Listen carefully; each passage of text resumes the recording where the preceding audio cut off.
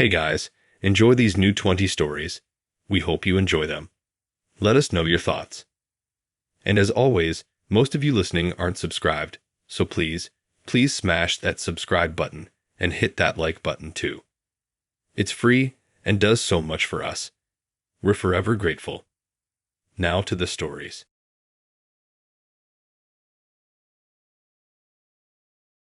Okay, so Liam and I were together for almost 3 years.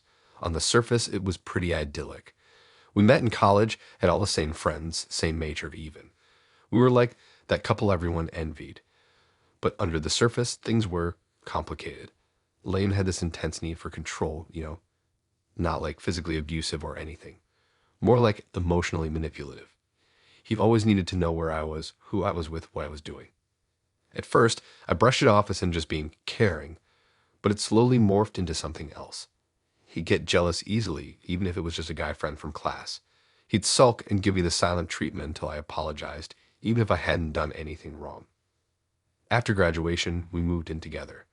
That's when it really ramped up. He started going through my phone when I was in the shower. He'd quiz me about my day, checking if my story matched up with what he'd seen on my location sharing. I felt like I was constantly walking on eggshells. I knew it wasn't healthy, but I was so used to it that I almost didn't know how to be any other way. I was slowly losing myself. I finally broke up with him about 6 months into living together. It was messy, as you can imagine. He cried, he begged, he promised he'd change. But I knew I had to get out. I moved back in with my parents, which was humiliating at 24, but I needed to get away from him. He didn't take it well, obviously. He called and texted constantly, leaving these long, rambling voicemails about how much he missed me and how we were meant to be together. I blocked his number, but he started using burner phones. I changed my email address, but he somehow found my new one and started sending these intense emails. They weren't threatening exactly, more like obsessive.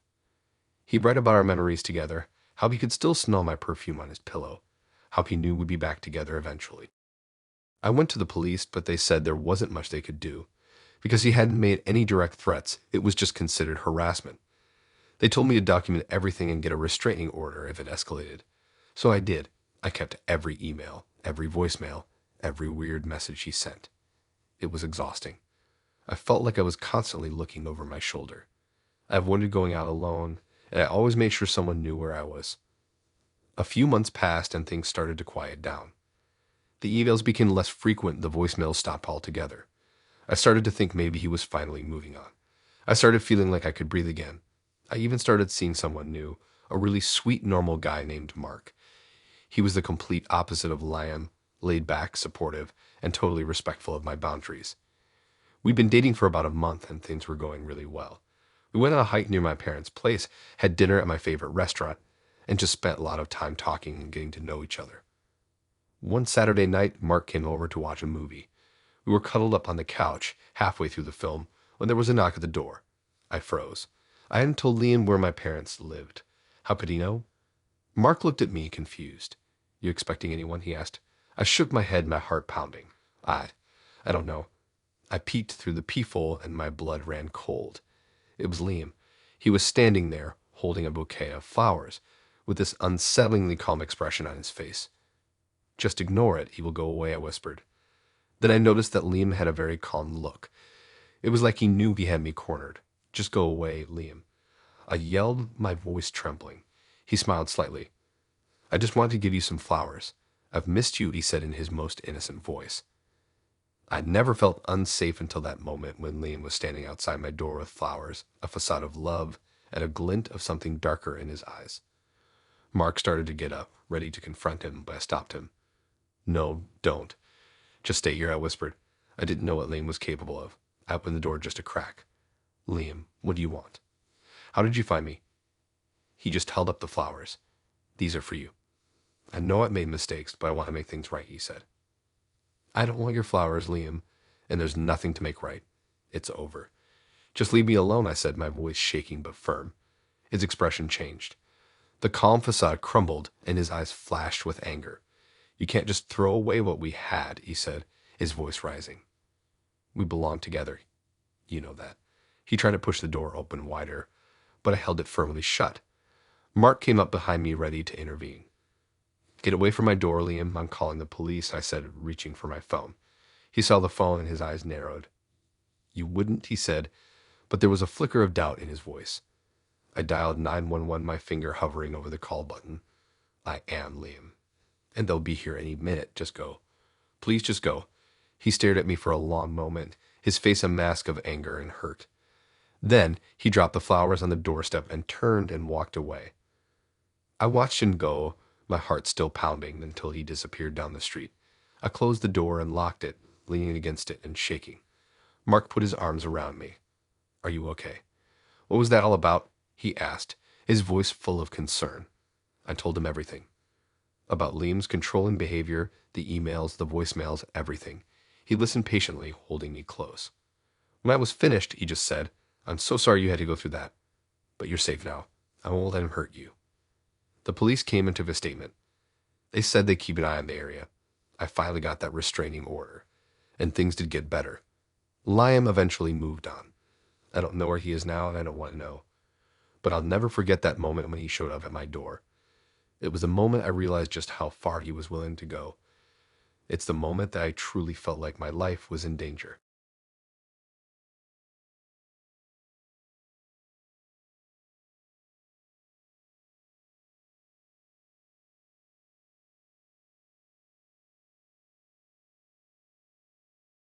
I used to think crazy ex stories were made up, exaggerated for internet points or late-night gossip sessions. Now I know better. Now I have my own story, and it still makes me check the locks at night. It started like any other relationship, I guess. Met Sarah at a concert, bonded over a shared love of obscure indie bands, the usual. She was quirky, funny, passionate about her art. She made these incredible, intricate sculptures out of reclaimed metal. I was smitten. We were inseparable for the first few months. Everything felt easy, exciting. We moved in together after about 6 months, which, looking back, was probably way too fast. But when you're in it, you just don't see the red flags. The first sign that things weren't quite right was the jealousy. It started small, a harmless comment by a female coworker, a quick glance at a girl walking down the street. Anything would set her off. She grilled me for hours, dissecting every word, every gesture, convinced I was secretly harboring feelings for someone else.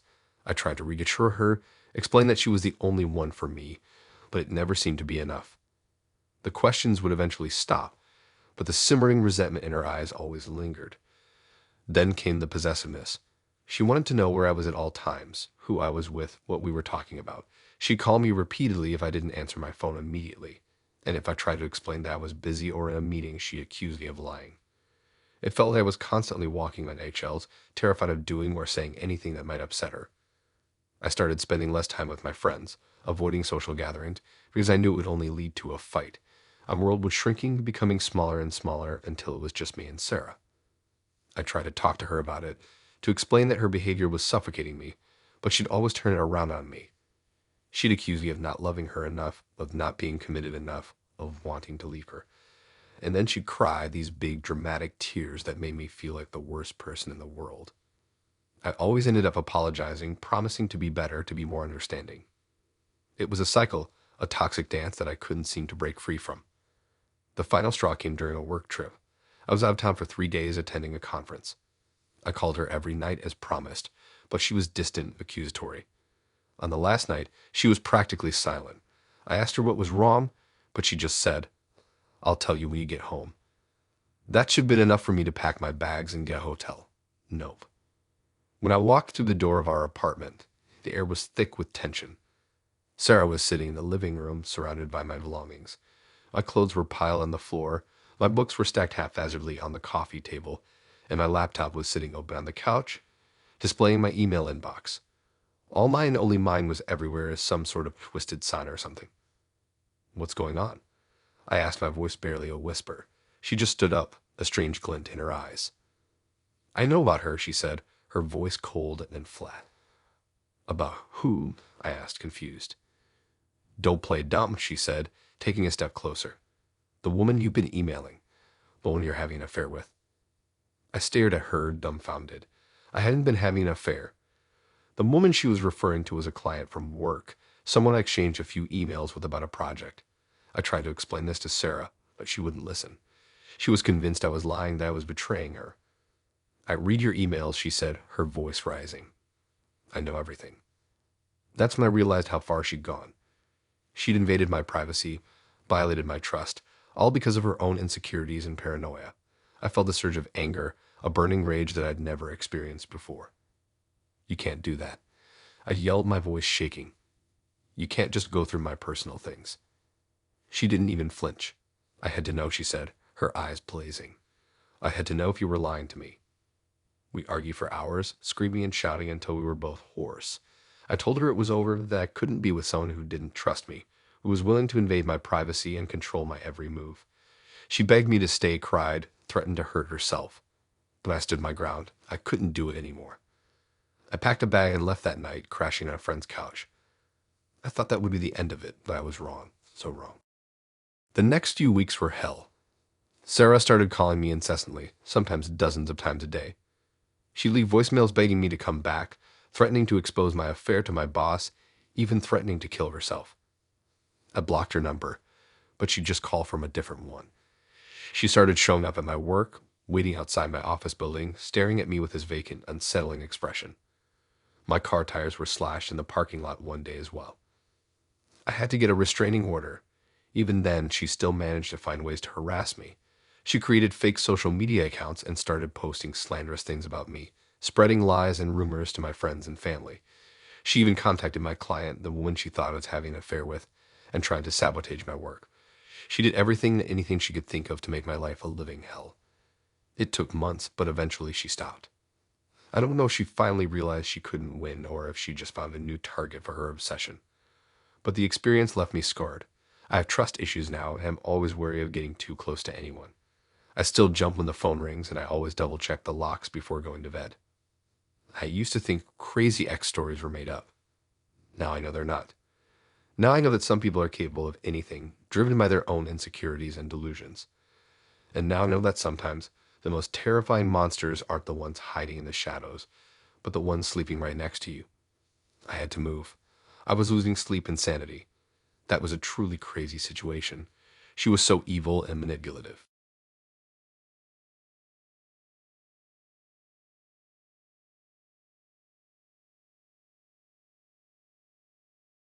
Okay, buckle up, because this isn't just a crazy ex story. It's a full-blown horror show starring someone I used to think I knew. I met Ethan during my senior year of college. He was charming, artistic, and seemed genuinely interested in getting to know me, not just hooking up. I was smitten. He wrote me poems, made me playlists, even sketched a portrait of me in my favorite coffee shop.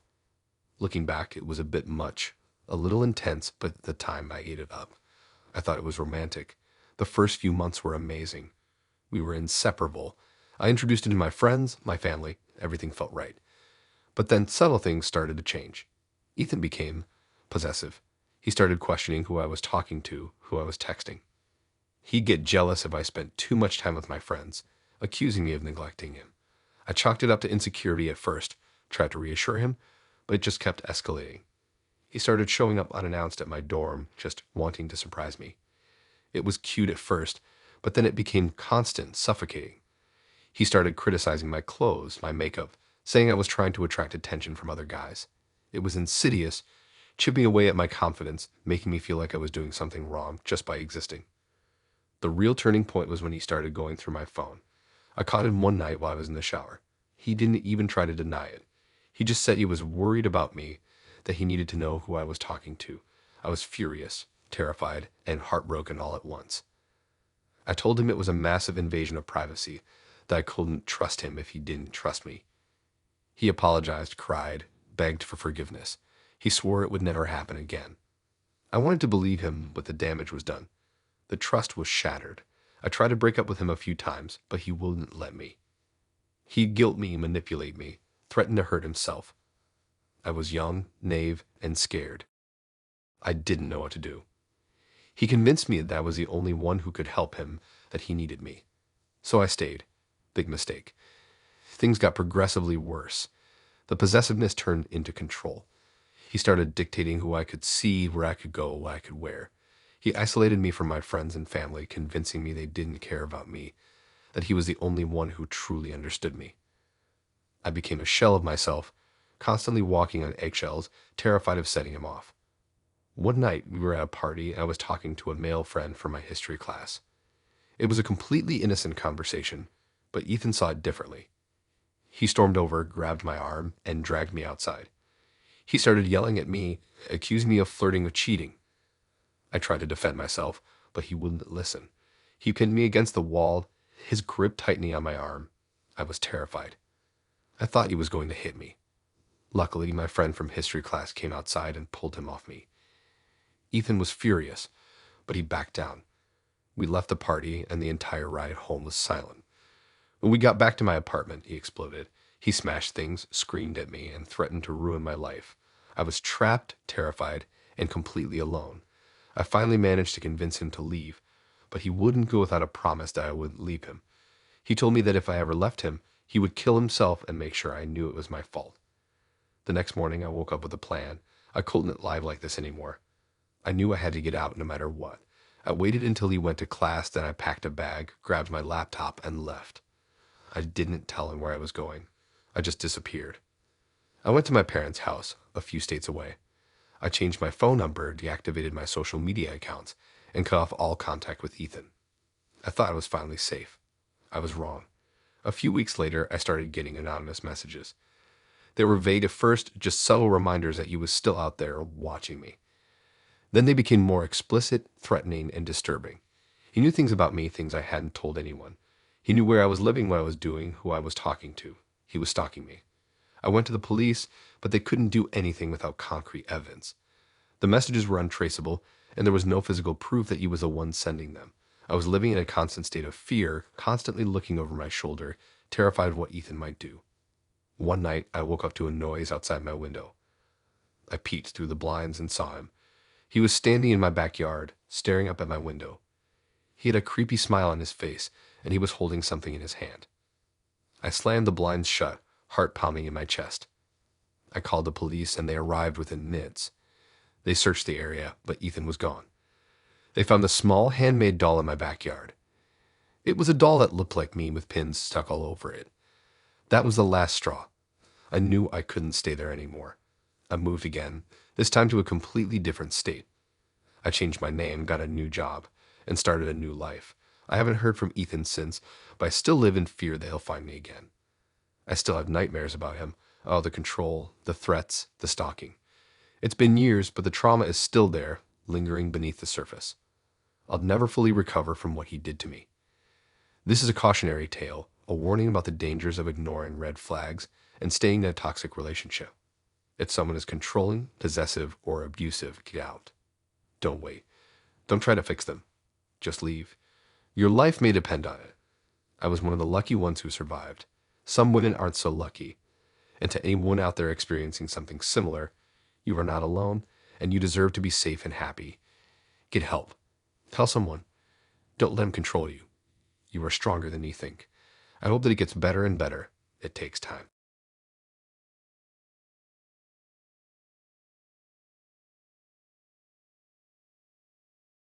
Okay, so buckle up because this is a lot. It still messes with my head years later. I met Kate in college. Art school to be exact, which should have been my first clue. We were both photography majors, and she was magnetic, really talented, super intense, and completely captivating. I fell hard and fast. We were inseparable for 2 years. Looking back, there were red flags from the start. Little things like how jealous she had if I even talked to another girl, or how she'd constantly check my phone when I was in the shower. But I was young and naive, and I thought it was just passion. I thought it meant she really cared. Boy, was I wrong. Things started to unravel slowly. She became more and more possessive, demanding to know where I was at all times. If I didn't answer her texts immediately, she'd blow up my phone with calls, accusing me of cheating or ignoring her. It was exhausting, but I kept trying to rationalize it. Maybe she was insecure. Maybe she had trust issues from past relationships. Maybe I just needed to be more understanding. But then she started isolating me from my friends. She'd complain about them, saying they didn't understand our relationship, that they were trying to sabotage us. Eventually, I stopped hanging out with them as much, just to keep the peace. It got to the point where my entire world revolved around her. The real turning point was when I got an internship in another city for the summer. It was a huge opportunity for me, a chance to work with a renowned photographer and build my portfolio. I was excited, but also terrified of telling Kate. When I finally did, she completely lost it. She screamed, she cried, she accused me of abandoning her. She said I was ruining our future together. I tried to explain that it was only for 3 months, that we could make it work, but she wouldn't listen. She gave me an ultimatum. Either I turned down the internship and stayed with her, or we were done. I was torn. I loved her, but I also knew that this internship was crucial for my career. After days of agonizing, I made the difficult decision to go. It was the right thing for me, but it was also the beginning of the end. The summer was hell. Kate called me constantly, sometimes crying, sometimes screaming, sometimes just silent on the other end of the line. She sent me dozens of emails every day, filled with guilt trips and accusations. She even started showing up unannounced at my apartment, which was hours away from our college town. It was suffocating. When I finally got back to school, I knew I had to end things. It was the hardest thing I've ever done, but I couldn't keep living like that. The breakup was explosive. She begged, she pleaded, she threatened. She said she couldn't live without me, that I was her soulmate, that we were meant to be together forever. I stood my ground, but it was gut-wrenching. I felt like I was tearing her apart. I thought that was the end of it, but it was just the beginning. The first few weeks after the breakup were relatively quiet. I figured she was finally accepting it. I was wrong. Then she started texting again, sporadic messages at first, just saying she missed me. Then they became more frequent and more unsettling. She started sending me pictures of herself crying or of places that were significant to our relationship. She even sent me a picture of my dog, who was staying at my parents' house, with a message, "He misses you too." That one really freaked me out. How did she even know where my parents lived? Then came the emails. Pages and pages of rambling, incoherent thoughts, filled with love, hate, and despair. She said she was watching me, that she knew everything I was doing, that we were still connected on a spiritual level. I started getting paranoid, looking over my shoulder everywhere I went. I changed my phone number, blocked her on social media, and tried to avoid places we used to frequent together. I thought it was getting better. One evening I came home from class and found something shoved under my door. It was a photograph. It was a picture of me, taken through my bedroom window. I was sitting at my desk, studying. On the back she'd written, "I'm always with you." I immediately called the police. I was terrified. The police took it seriously, but there wasn't much they could do. Stalking laws were different back then, and since she hadn't explicitly threatened me, they couldn't arrest her. They told me to get a restraining order, which I did. But even that didn't stop her. She started leaving things on my car. Flowers, notes, sometimes just random objects that had some kind of significance to our relationship. It was psychological warfare designed to wear me down. The final straw was when I found her in my apartment. I came home one night and she was sitting on my couch waiting for me. She had a key somehow. She said she just wanted to talk, that she missed me, that we could still work things out. I was terrified. I managed to get her out of my apartment and called the police again. This time they arrested her for trespassing and violating the restraining order. She spent a few days in jail, and I thought it was finally over.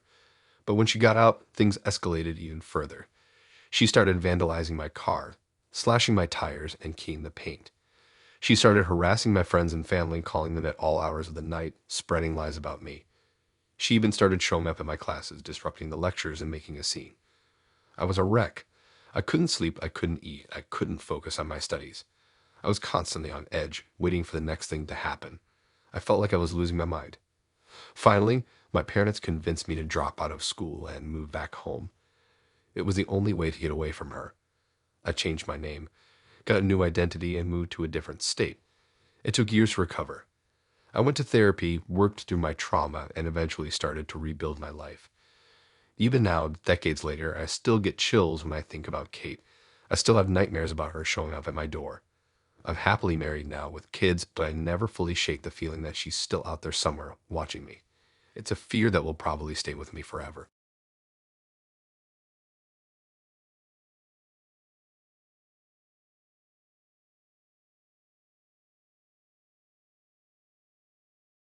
It started like any other Tuesday. I woke up, made coffee, and scrolled through my emails before heading to work. Nothing out of the ordinary.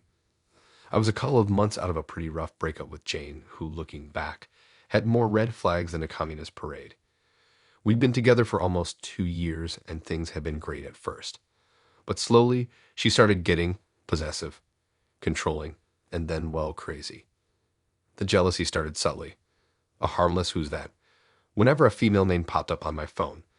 Then it escalated to accusations, interrogations, and eventually going through my phone when I was in the shower. I tried talking to her about it, but she'd always flip it back on me, saying I was the one being secretive or that I didn't care about her feelings. It all came to a head one night when I went out for drinks with some coworkers after work. I told her I was going, but she must have called me a dozen times while I was out. I missed a few because I was talking. When I finally stepped outside to call her back, she went ballistic. Accused me of cheating, of ignoring her, of not loving her. I tried to explain that I was just having a drink with friends, but she wouldn't listen. That was the final straw. I broke up with her the next day. It was messy, emotional, and she didn't take it well. There were tears, accusations, promises to change, but I stood my ground. I knew I couldn't be with someone who didn't trust me. I thought that was the end of it. I blocked her number, unfriended her on social media, and tried to move on with my life. For a few weeks, it seemed like it worked. I didn't hear from her, and I started to relax. Maybe she'd finally accepted it. Then the weird stuff started. First, it was small things. I'd find my apartment door unlocked when I was sure I'd locked it. Or my mail would be opened. I chalked it up to forgetfulness or the wind. But then it got creepier. One morning, I woke up to find all my tires slashed. I didn't have any enemies and it seemed random, so I filed a police report, but they couldn't do much without any evidence. I had to take the bus to work for a week while I saved up enough money to replace them. It was frustrating, but I still didn't suspect Jane. Then came the emails. Anonymous emails with subject lines like, "I know what you did," or "You can't hide." The content was vague and threatening, but it was enough to make me uneasy. I changed my email password instead of a spam filter, hoping that would stop it. But it didn't. The emails kept coming and they started getting more personal. They referenced inside jokes I had with Jane, things that only she would know. That's when I knew it was her. I went to the police again, but they said there wasn't enough evidence to prove she was behind it. They told me to keep documenting everything and to get a restraining order if it escalated. I felt helpless. The final straw happened on that Tuesday. I came home from work to find my apartment ransacked. Furniture overturned, drawers pulled out, clothes scattered everywhere. It looked like a burglary gone wrong, but nothing was missing, except for one thing. My dog, Max, was gone. Max was my best friend, a golden retriever I'd rescued from a shelter a few years ago. He was my companion, my confidant, my family. The thought of something happening to him made me sick to my stomach. I called the police, frantic, and told them everything. About Jane, the slashed tires, the emails, the ransacked apartment, and now a missing dog. This time they took me seriously. They dusted for fingerprints, took photos, and launched an investigation. I spent the next few hours calling animal shelters and posting flyers with Max's picture all over the neighborhood. I was a mess. Around midnight, I got a call from an unknown number. I hesitated, but I answered it anyway. "Hello. Do you want your dog back?" It was Jane's voice, cold and menacing. My blood ran cold. "Jane, what have you done with him?" "He's safe," she said. "For now. But if you ever want to see him again, you need to do what I say." "What do you want?" I asked, my voice shaking. "I want you back," she said. "I want us to be together again. And if you don't agree, well, accidents happen." I was furious. "You're insane. I'm not getting back together with you. Just give me back my dog." "That's your choice," she said. "But remember, his life is in your hands." She hung up. I called the police and told them everything. They traced the call to a payphone a few blocks away. They rushed to the scene, but Jane was gone. The next few days were the worst of my life. I didn't sleep, I barely ate, and was constantly on edge, waiting for Jane to make her next move. The police were doing everything they could, but they hadn't found any leads. Then on Friday morning, I got another call. This time, it was from the animal shelter. They said they'd found a golden retriever wandering near the highway. He was injured but alive. I rushed to the shelter, and there he was. Max. He was covered in dirt and had a gash on his leg, but he was wagging his tail and happy to see me. I broke down in tears. I took him to the vet, and they stitched him up and gave him some antibiotics. He was going to be okay. The police finally caught Jing a few days later. She was hiding out in a motel on the edge of town. They found evidence linking her to the emails, the slashed tires, the ransacked apartment, and Mac's abduction. She was arrested and charged with stalking, harassment, animal cruelty, and a host of other crimes. It took a long time to recover from that experience. I had to go to therapy to deal with the trauma. I moved to a new apartment, got a security system, and changed my number again, but I eventually got back on my feet. I learned a valuable lesson about red flags and trusting my gut. I'll never forget the terror of those few weeks, knowing that someone I once loved was capable of such cruelty and madness. What started as a normal day turned into a nightmare I wouldn't wish on my worst enemy. And it all started with a breakup.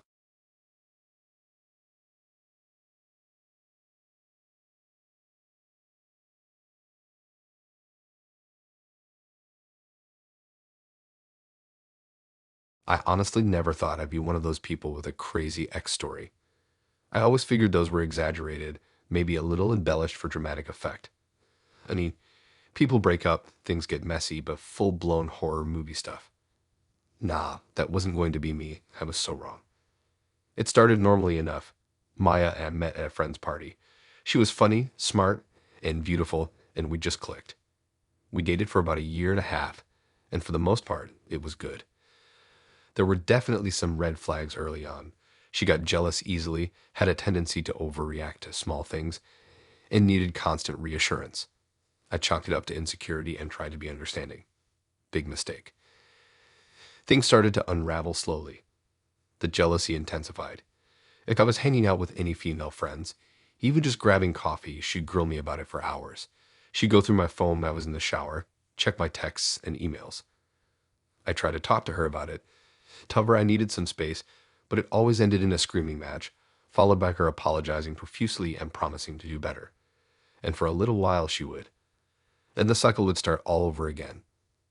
The real turning point was when I got a promotion at work that involved traveling a few days a month. Maya completely lost it.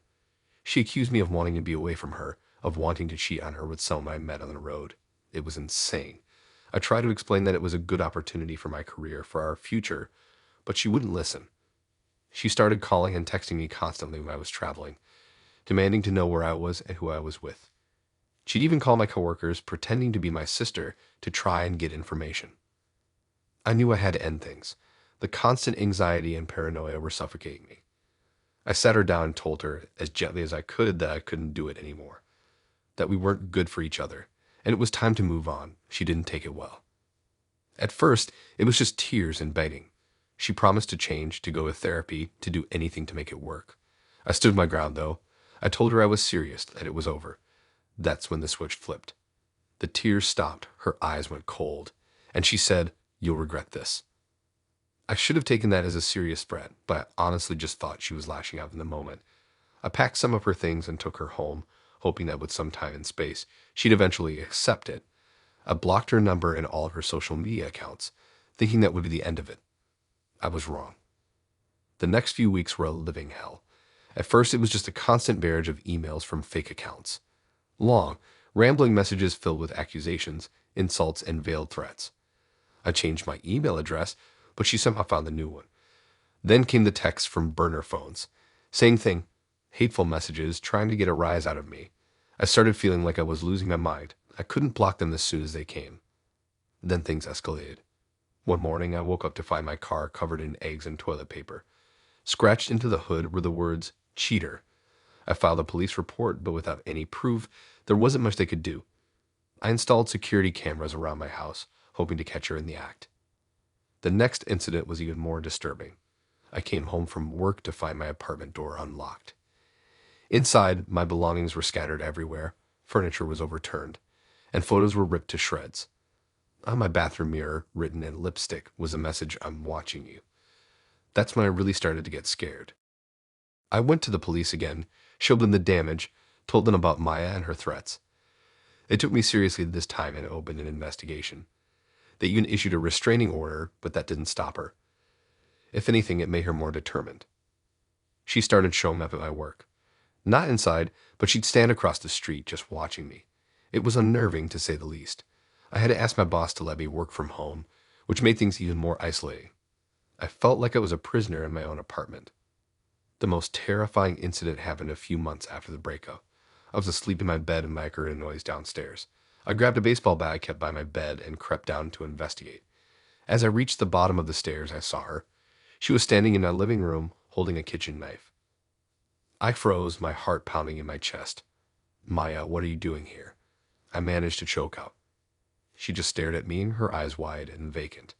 I love you, she whispered. I just want us to be together.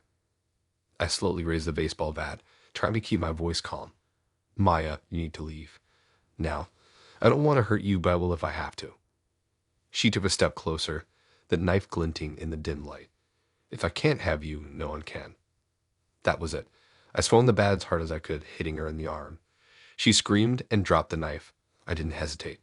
I grabbed her and dragged her out of the house, locking the door behind her. I called the police and they finally arrested her.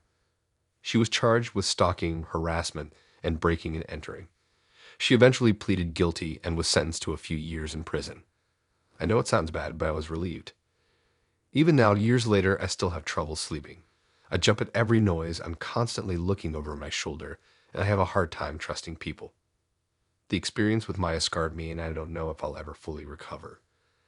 I never imagined I'd be telling this story, but I think it's important for people to know that crazy X stories aren't always just exaggerations. Sometimes they're real-life horror stories that can change your life forever. And sometimes the people you think you know best are the ones you should fear the most. I really don't trust relationships to this day.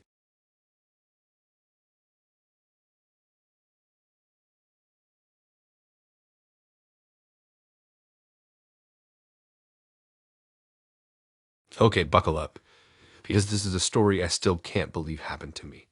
It's the kind of thing you see in movies, but trust me, it was my real life. It started like any other relationship. I met Felicity online. She was smart, funny, and gorgeous. We hit it off immediately, and after a few weeks of chatting, we decided to meet in person. The first few months were amazing. We were inseparable, always laughing, exploring the city, and just generally enjoying each other's company. Looking back, there were some little red flags, things I brushed off as quirks. She got jealous easily, but I thought it was just because she really liked me. She also wanted to know where I was at all times, but I figured she was just concerned. Young and naive, I called it love. Then things started to change. Slowly, subtly at first, the jealousy got worse. She started accusing me of flirting with other women, even when I was just being polite to a waitress. The constant checking in became suffocating. She would call me multiple times a day, demanding to know who I was with and what I was doing. She would get angry if I didn't answer immediately, claiming I was ignoring her or worse, hiding something. I tried to talk to her about it, to explain that her behavior was making me uncomfortable, but she would just cry and say that she was afraid of losing me. She would tell me that she had been hurt in the past and that she just needed reassurance. And like an idiot, I believed her. I let her get away with it. The real turning point was when she started going through my phone. One night while I was asleep, she went through my texts, my emails, everything. When I woke up, she was furious. She had found a few old messages from female friends, innocent stuff, but she was convinced I was cheating on her. She screamed through things and even hit me. I was stunned. I had never been in a situation like that before. I tried to calm her down, but it was no use. She was completely irrational. That was the moment I knew I had to end things. I told her I couldn't do it anymore, that her jealousy and controlling behavior were too much for me. She didn't take it well. She begged, she cried. She promised to change, but I stood my ground. I told her it was over and I needed space. I thought that would be the end of it, but I was so wrong. The next few weeks were a living hell. She started calling me nonstop, sometimes dozens of times a day. If I didn't answer, she would leave me voicemails filled with insults, threats, and desperate pleas. She would show up at my work, creating scenes and embarrassing me in front of my colleagues. She would send me endless texts, alternating between declarations of love and hateful accusations. I blocked her number, but she just created new ones. I blocked her on social media, but she made fake profiles to stalk me. It was relentless. I felt like I was being hunted. Then things took a darker turn. One day I came home to find my apartment had been broken into. Nothing was stolen, but my things were trashed. My clothes were ripped, my furniture was overturned, and there were photos of Felicity and me scattered all over the floor, each with my face scratched out. I knew it was her. I went to the police, but they said there wasn't much they could do without concrete evidence. It took a report, but they couldn't guarantee anything. I felt helpless and terrified.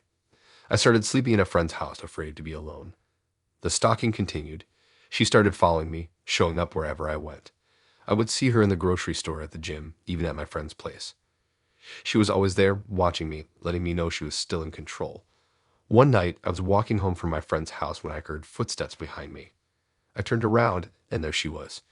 She didn't say anything, just stared at me with this intense, unsettling look in her eyes. I started running. I ran as fast as I could, my heart pounding in my chest. I could hear her chasing me, her footsteps getting closer and closer. I finally made it to my apartment building and fumbled with my keys, desperate to get inside. Just as I opened the door, she grabbed me. She dragged me back, screaming and clawing at me. I fought back, trying to break free, but she was surprisingly strong. Finally, I managed to push her away and slam the door shut. I locked it, bolted it, and leaned against it, gasping for breath. I could hear her pounding on the door, screaming my name, but I didn't open it. I called the police again, and this time they came quickly. They arrested her, and she was charged with stalking and harassment. I had to testify against her in court, which was one of the most difficult things I've ever done. Seeing her there, knowing what she had put me through, was gut-wrenching. She was eventually convicted and sentenced to a restraining order and mandatory therapy. Even now, years later, I still have moments of anxiety. I still check my locks multiple times before bed, and I'm always looking over my shoulder. The experience scarred me, made me wary of relationships, and taught me to trust my instincts. If something feels off, it probably is. And never, ever ignore the red flags, no matter how much you want to believe in someone. That's my true horror story, and it's one I'll never forget.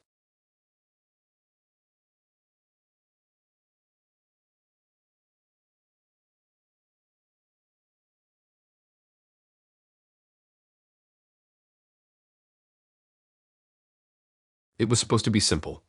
Coffee, ketchup, closure.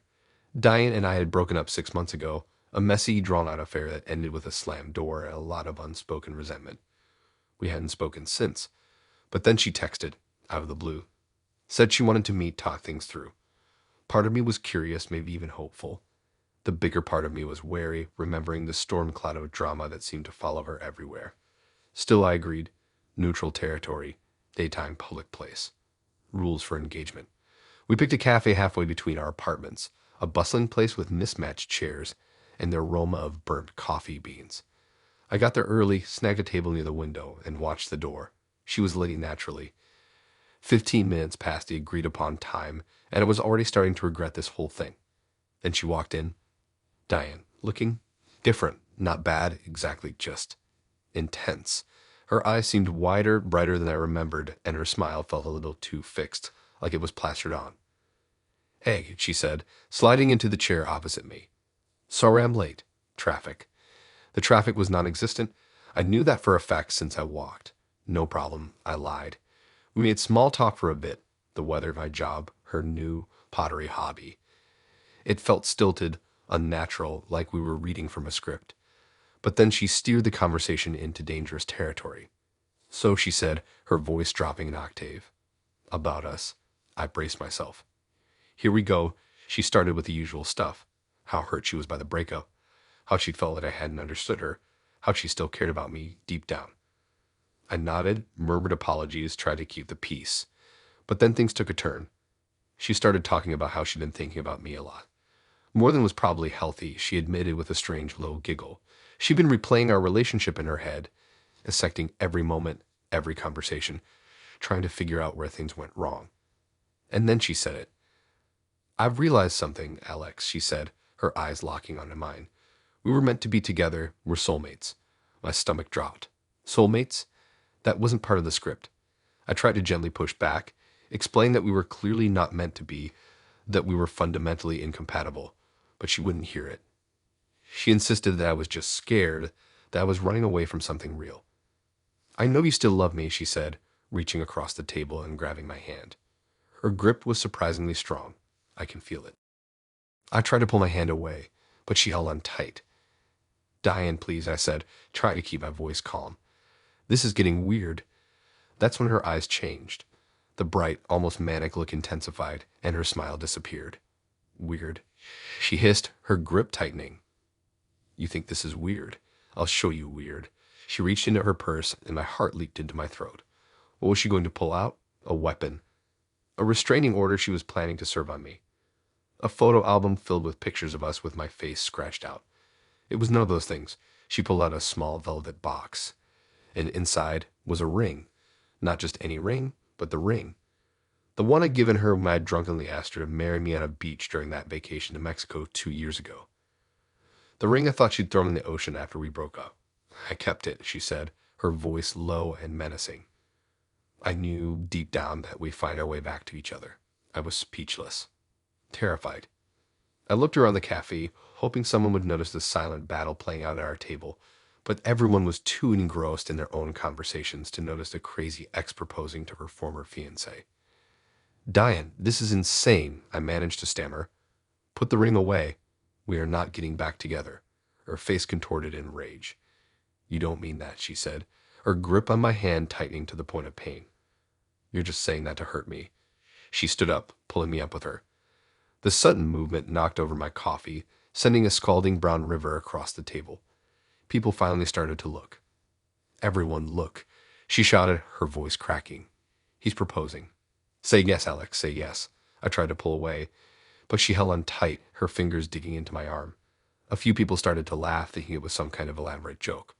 But I could see the madness in Diane's eyes, the unhinged desperation that made me realize this was no joke. This was a full-blown meltdown. I had to get out of there. I finally managed to wrench my arm free and stumbled backward, knocking over a chair in the process. On leaving, I said, my voice shaking, Stay away from me, Diane. I turned and ran, not stopping until I was halfway down the block. I didn't look back. I spent the next few weeks looking over my shoulder, jumping at shadows, and double-locking my doors at night. I changed my phone number, locked her on all social media, and even considered moving to a different city. It was supposed to be a routine meetup. Closure. Instead, it was a stark reminder of why we broke up in the first place. Diane wasn't just a crazy ex. She was a force of nature. And I was just lucky to escape with my sanity intact. That ring, I found out later, was fake, a cheap imitation she bought online. But the fear was real. And it still lingers, a constant reminder of the day my routine coffee date turned into a real-life horror story.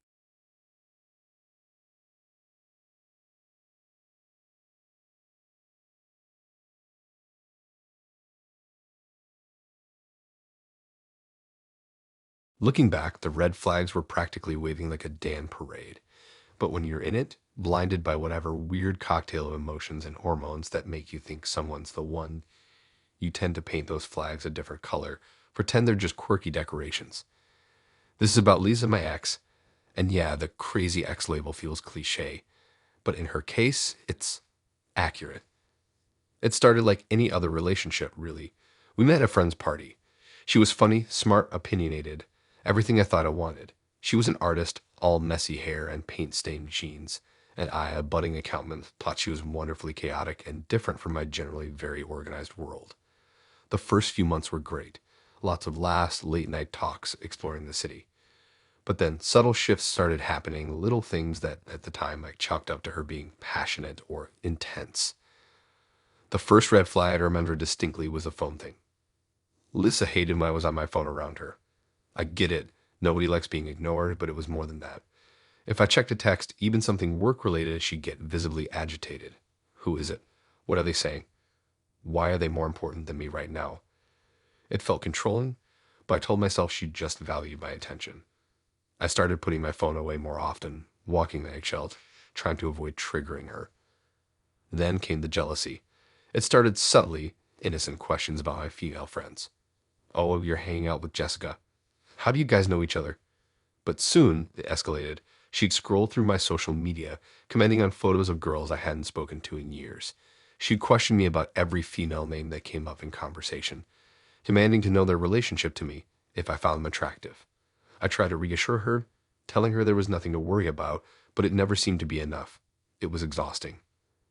One particularly memorable evening, I was having dinner with some old college buddies, both male and female.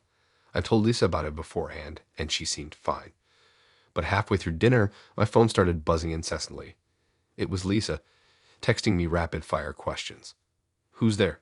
What are you talking about? Are you having fun without me?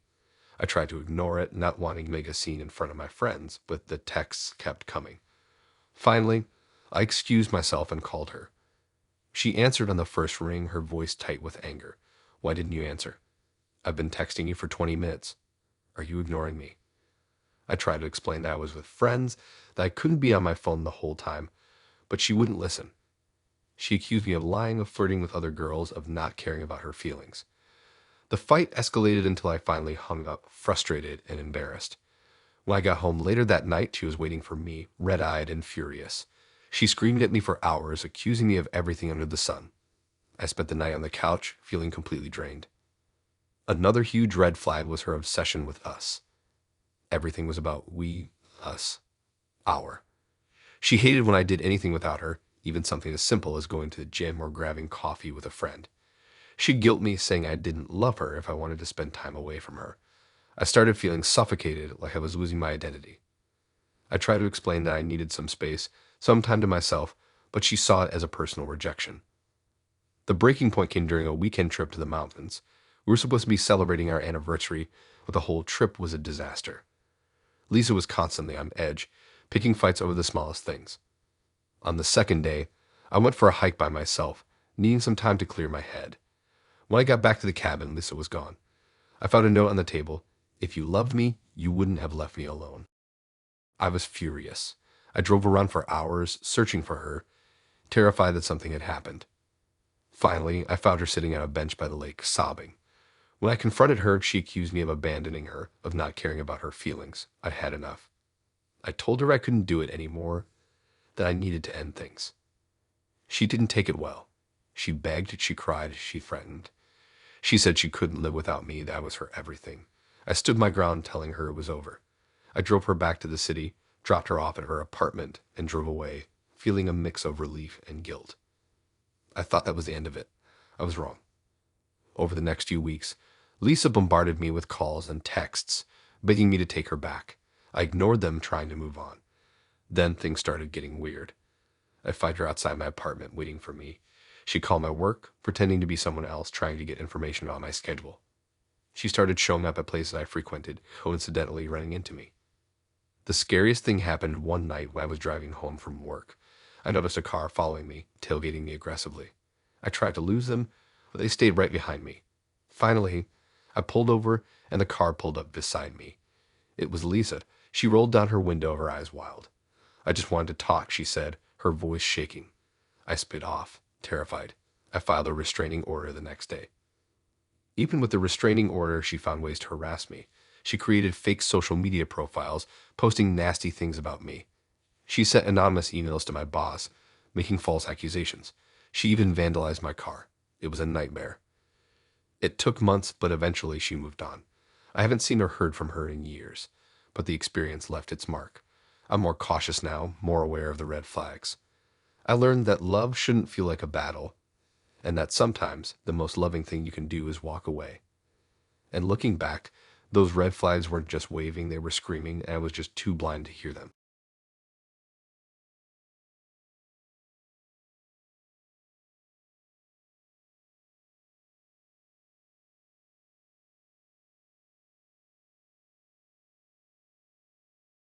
I still have trouble believing it actually happened to me. It's about my ex Semron. We dated for 2 years in college. At first, she was amazing, funny, smart, adventurous. We clicked instantly, and I fell hard. But slowly, subtly, things started to shift.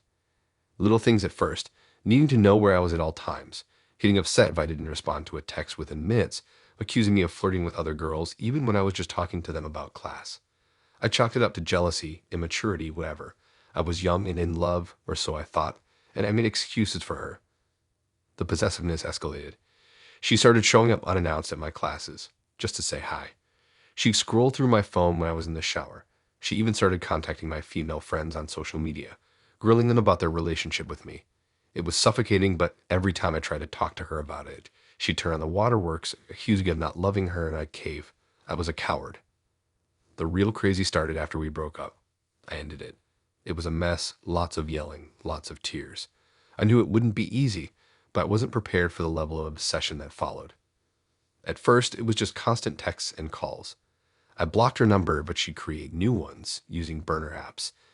Then came the emails, the voicemails, which I foolishly listened to a few times, only to be met with tearful pleas or angry accusations. I changed my email address, thinking that would be the end of it. I was so wrong. She started showing up at my new apartment. I'd see her car parked down the street or catch glimpses of her lurking near the entrance. I started feeling like I was being watched constantly. I installed security cameras, which felt insane but necessary. And that's when I got the proof. I caught her on camera one night trying to pick the lock on my door. I called the police, showed them the footage, but they said there wasn't enough evidence to arrest her. They told me to file a restraining order, which I did immediately. The restraining order was supposed to keep her at least 100 feet away from me, my home, and my workplace. For a few weeks, it seemed to work. I started to relax, thinking maybe she'd finally gotten the message. But then things took a truly terrifying turn. I started receiving anonymous gifts at my apartment. Harmless things at first, a book I'd mentioned liking, a coffee mug with an inside joke printed on it. Then they became more unsettling. A framed photo of us from happier times, a mixed CD with all our songs. The creepiest gift was a teddy bear that looked exactly like one I'd given her for her birthday, but with its eyes sewn shut. I knew it was her. There was no doubt in my mind, but I couldn't prove it. I went back to the police, showed them the gifts, explained the situation, but they said there was nothing they could do without concrete evidence that Mrn was the one sending them. They suggested I install more cameras, which I did. One night, I was walking home from work when I noticed someone following me. I glanced back and saw a figure in the shadows wearing a hoodie and a baseball cap. I couldn't make out their face, but I recognized the way they moved. It was her. I started running, my heart pounding in my chest. I could hear her footsteps behind me, getting closer. I fumbled with my keys, trying to unlock my apartment door, but my hands were shaking too badly. She caught up to me just as I got the door open. She grabbed my arm, her grip surprisingly strong. I screamed, and she clamped her hand over my mouth. I just want to talk, she hissed in my ear, her voice low and desperate. I managed to break free from her grip and stumbled inside, slamming the door shut and locking it. I peered through the peephole and saw her standing there staring at me, her eyes filled with a mix of anger and sadness. She stood there for what felt like an eternity before finally turning and walking away. I called the police again, frantic and terrified.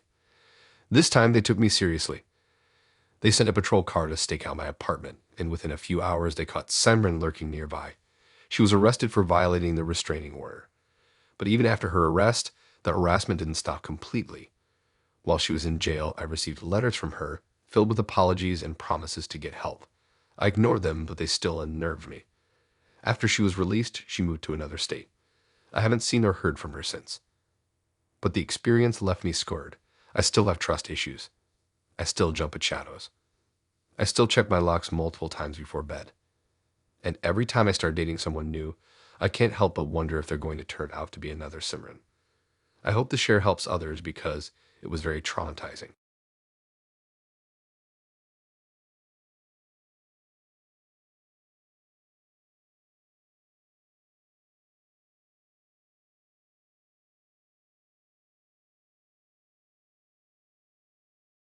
It started with a text, just a simple, "Hey, how are you?" from a number I didn't recognize. I ignored it. Figured it was a wrong number or some kind of spam. I was making coffee, getting ready for a pretty standard Saturday. Planning to hit the gym, maybe catch a movie later. Nothing exciting. But then the texts kept coming. "Don't you miss me?" "I know you're reading these. We belong together." The messages sent a chill down my spine. I knew who it was, even without a name. Anna, my toxic ex. We broke up 6 months prior. It was messy, and she didn't take it well, to put it lightly. There were tearful phone calls, angry voicemails, even a couple of unannounced visits to my apartment. I eventually had to block her number in social media to get some peace. I changed my number soon after. How she got this one, I had no clue. I blocked a new number immediately, hoping that would be the end of it. It wasn't. An hour later, I got a knock on my door. I didn't answer. I peeked through the peephole, and there she was, standing on my doorstep. She was smiling, holding a bouquet of wilting flowers. I stayed silent, hoping she would eventually leave. After what felt like an eternity, she did. But as she walked away, she left the flowers on my doorstep. Stuck in the middle was a single photograph. It was a picture of me, taken through my living room window. I felt sick to my stomach. She had been watching me. I called the police. They took a report, but said there wasn't much they could do unless she made a direct threat or trespassed on my property. They suggested I get a restraining order, which I decided to pursue first thing Monday morning. That night, I barely slept. Every creak of the house, every rustle of leaves outside my window sent me into a panic. I kept checking the locks, peering through the blinds, jumping at every sound. The next morning, I woke up to find my car had been vandalized. The tires were slashed, and the windows were smashed. Scrawled across the hood in bright red paint were the words, "If I can't have you, no one can." This time, I didn't hesitate. I called the police again, and they arrived within minutes. They took photos of the damage and assured me they would investigate. They took the incident more seriously this time, recognizing the escalation in Anna's behavior. I told them I was going to stay with a friend for a few days, and they offered to do extra patrols around my apartment. I packed a bag and drove to Mark's place. He was a good friend, and he knew about the situation with Anna. He was supportive and understanding, offering me a place to stay for as long as I needed. I felt a little safer there, but I still couldn't shake the feeling that I was being watched. That evening, Mark and I were watching a movie when I got a text message from an unknown number. It was a picture of Mark's living room, taken from outside his window. The message read, "You can't hide from me." I showed Mark the picture, and his face turned pale. He immediately called the police. They arrived quickly, searching the area around his apartment, but found nothing. They advised us to stay inside and lock all the doors and windows. They also said they would increase patrols in the area. I felt completely helpless. I had no idea how Anna was tracking me, but it was clear that she was getting closer. That night, I had a nightmare that Anna was standing over me, holding a knife. I woke up screaming, covered in sweat. I couldn't go back to sleep. I felt like I was trapped in a horror movie, and there was no escape. In the morning, the police called to tell me they wanted to put a wire on me. They hoped that if Anna contacted me again, they could trace her location and arrest her. I agreed. I was desperate to put an end to this nightmare. For the next few days, I lived in constant fear, waiting for Anna to make contact. I tried to act normal, but it was impossible. Every phone call, every text message, every knock on the door sent my heart racing. Then, on Thursday afternoon, I got a call from a number I didn't recognize. I answered it, my hand trembling. "Hello," I said. There was silence for a moment, and then I heard Anna's voice. "I know you're wearing a wire," she said. "I know everything." I froze. How could she know? I looked around the room, my eyes darting from corner to corner. I was alone. "I'm watching you right now," she continued. "I'm closer than you think." I hung up the phone and ran out of Mark's apartment. I didn't know where I was going, but I knew I had to get away. I ran down the street, my heart pounding in my chest. I looked behind me, but I didn't see anyone. I kept running, my breath coming in ragged gasps. Suddenly, I heard a car screech to a halt behind me. I turned around and saw Anna standing next to a car. She was smiling, holding a gun. "It's over," she said. Before I could react, she raised the gun and fired. That's when the world went black. I woke up in a hospital bed. I was alive, but I had been shot in the chest. The police told me they had arrested Anna. She had been tracking me using a GPS tracker she had planted on my car. She had also been monitoring my phone calls and text messages using spyware she had installed on my phone. I was lucky to be alive. The bullet had missed my heart by inches. It took months to recover physically and emotionally from the experience. I still have nightmares about Anna, and I still jump at loud noises. I'll never be able to fully trust anyone again. This wasn't just a messy breakup. This was attempted murder, crazy ex, more like a psychotic stalker who almost ended my life. And it all started with a simple text message.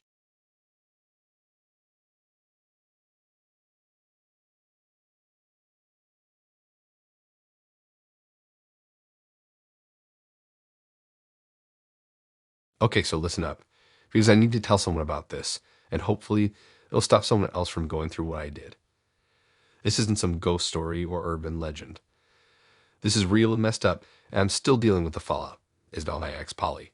We dated for 2 years, and for the first year, things were good, normal.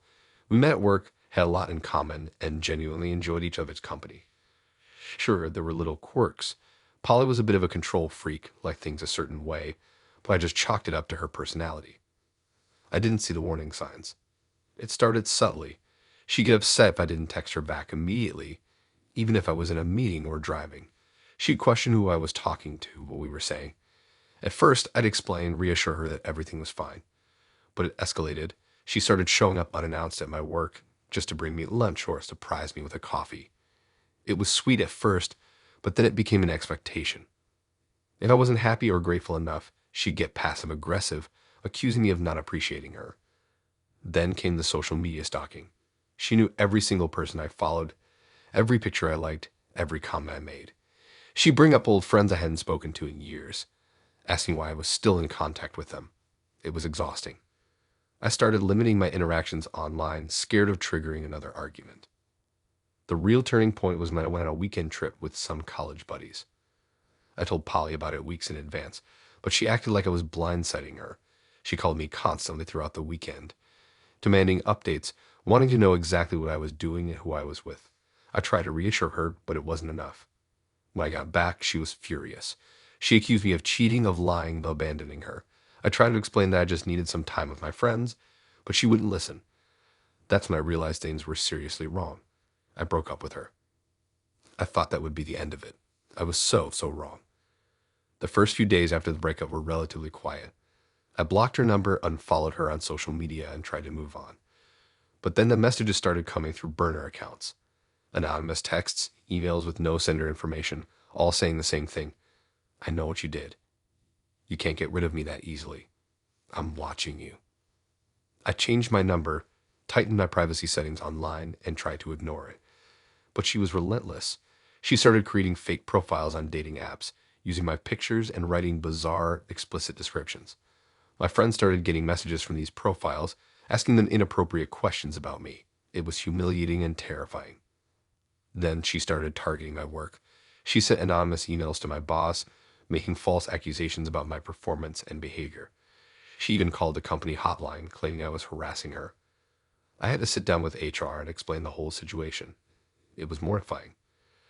Thankfully, they believed me, but the damage was done. My reputation was tarnished.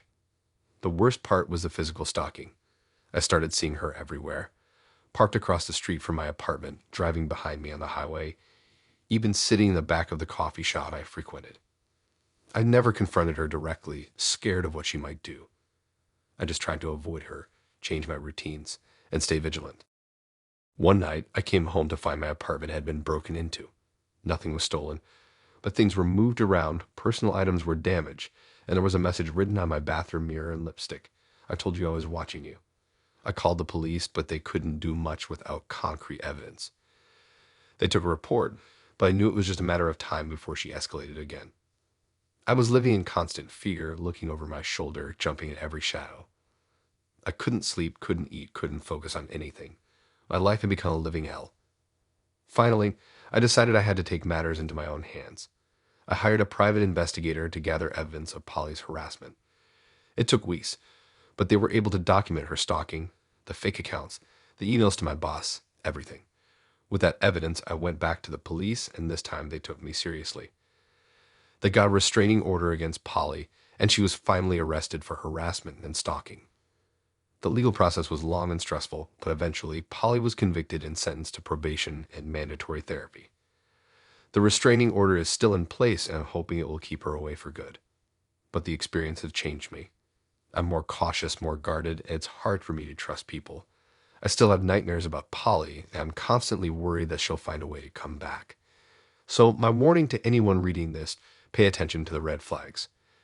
Don't ignore the subtle signs of controlling behavior, jealousy, and possessiveness.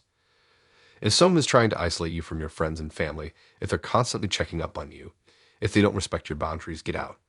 It's not worth it.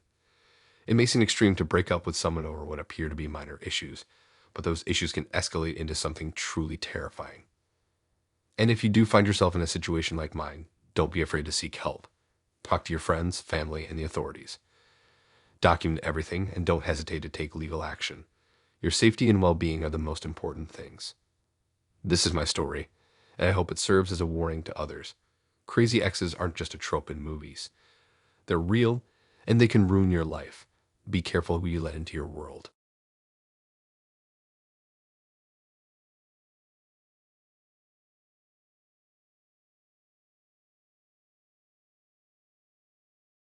I used to think those crazy ex stories were made up until I lived one.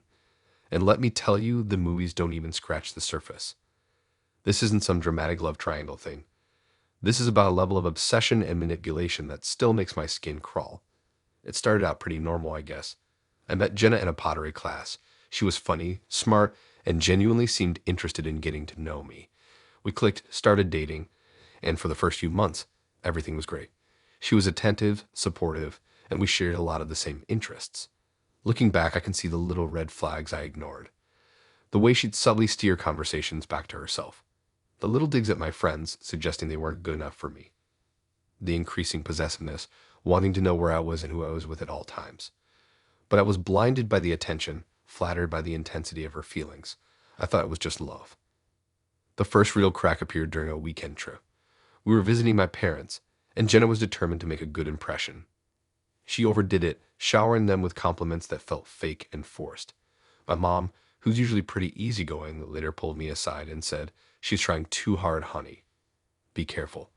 I brushed it off, chalking it up to Jenna being nervous. But then, on the drive home, Jenna started grilling me about my mom's comments. She accused me of not defending her, of siding with my family over her. The argument escalated quickly, and she started crying, saying I didn't love her as much as she loved me. It was the first time I saw that raw, unpredictable anger in her eyes, and it scared me. After that, the cracks widened fast. The jealousy intensified. She started going through my phone when I was in the shower, demanding to know who I was texting. She'd show up unannounced at my work, just to bring me lunch, but really to check up on me. She isolated me from my friends, making me feel guilty for spending time with them. "Don't you want to be with me?" she'd whine, her voice dripping with guilt. "Am I not enough for you?" I started walking on eggshells, terrified of triggering her anger. I stopped going out, stopped talking to my friends as much, just to keep the peace. I was exhausted, emotionally drained, but I was also trapped. I didn't know how to get out. The final straw was when she started talking about marriage. We'd only been dating for about 8 months, and I wasn't ready for that kind of commitment, especially not with her. When I told her I needed more time, she completely lost it. She screamed, she cried, she accused me of leading her on. Then she did something that made me realize just how far gone she was. She told me she was pregnant. I was floored. We'd been careful, or so I thought. I asked her if she was sure, and she swore she was. She said she'd taken multiple tests, and they were all positive. She said this baby was a sign that we were meant to be together. My head was spinning. I didn't know what to do. I told her I needed some time to process, and I left. That night, I couldn't sleep. I kept replaying the conversation in my head, trying to figure out how I'd gotten myself into this mess. The next morning, I decided I had to be honest with her. I told her I wasn't ready to be a father, that I didn't think we were right for each other, and that I wanted to end the relationship. Her reaction was terrifying. She went from sobbing to rage in a matter of seconds. She screamed that I was ruining her life, that I was abandoning her and our baby. She threatened to tell everyone I was a deadbeat dad, to destroy my reputation. I tried to stay calm, but I was genuinely scared. I told her I would support her financially if she needed it, but I couldn't be with her. I walked out, and I thought that was the end of it. I was wrong. The next few weeks were a living hell. She started calling me nonstop, sometimes crying, sometimes screaming, sometimes just breathing heavily into the phone.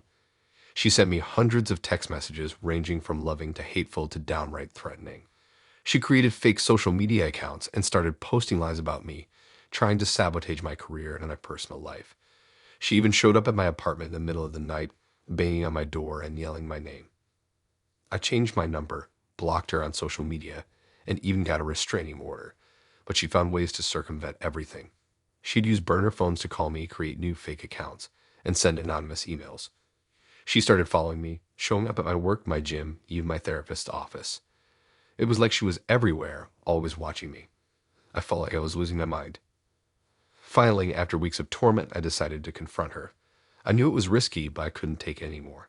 I arranged to meet her in a public place, a coffee shop, during the day. I brought a friend with me for support. When she'd arrived, she looked tired and disheveled, but her eyes still held that same intense fire. I told her I just wanted her to leave me alone to move on with her life. She laughed, a cold, hollow sound. Then she dropped the bomb. "There is no baby," she said, her voice flat. I lied. "I wanted to see how far you'd go for me. I wanted to see if you really loved me." I was stunned. I couldn't believe she'd gone to such extreme lengths, that she'd fabricated something so serious just to manipulate me. I felt a mixture of anger, relief, and utter disgust. I stood up and walked away, leaving her sitting there alone. This time, it was finally over. She eventually moved on, and I haven't seen or heard from her since. But the experience left a lasting scar. It made me question my judgment, my ability to trust people. It taught me that crazy exists, and that it can be disguised as love. Now I pay attention to the red flags. I trust my gut. And I run far, far away from anyone who tries to control me or manipulate me. Because I know firsthand that the consequences can be devastating. I never told anyone before, but I think I'm ready to talk about it, and I hope it helps.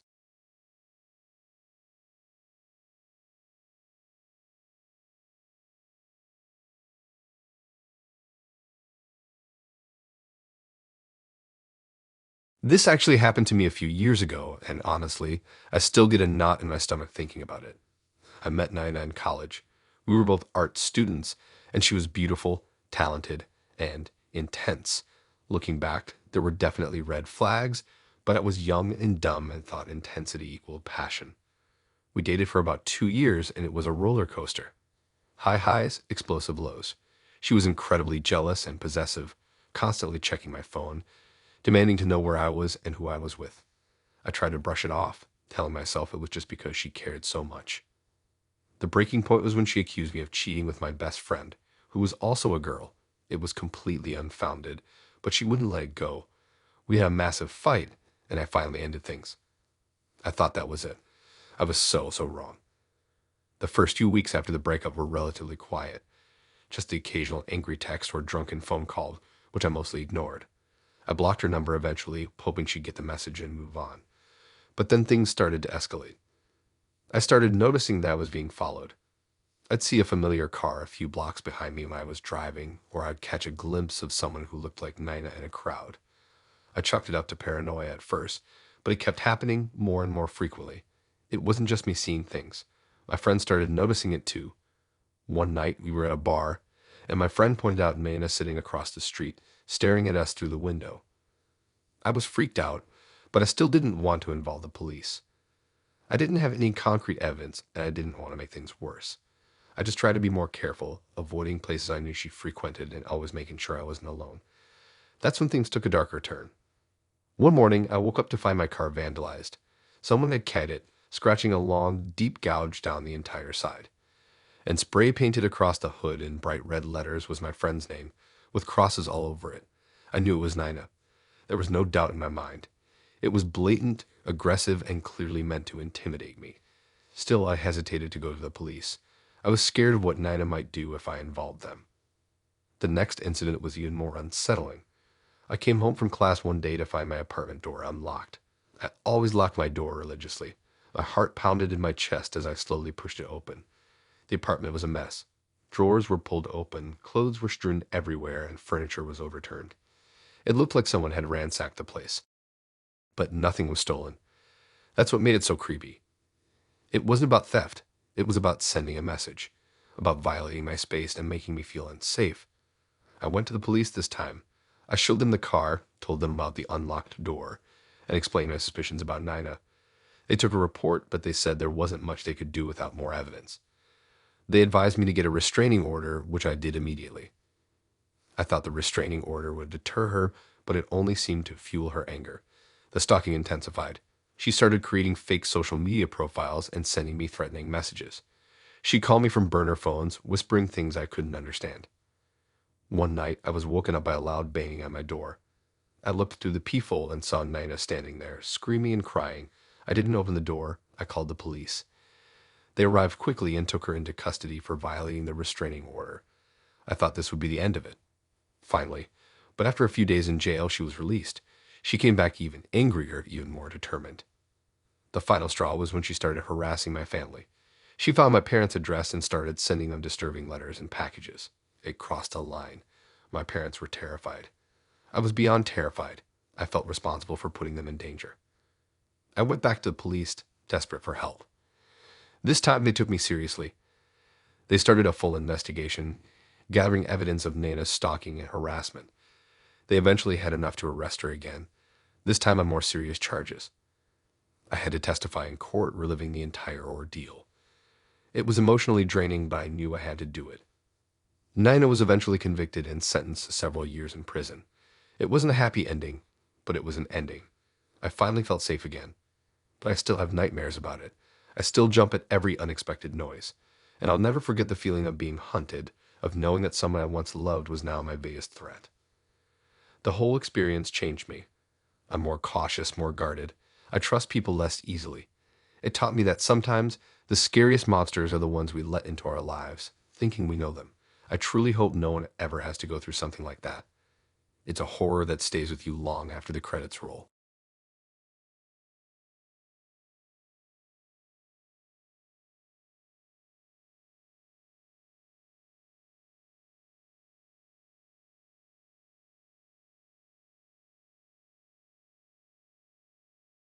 This is not something I'm proud of, and honestly, it still gives me the creeps thinking about it.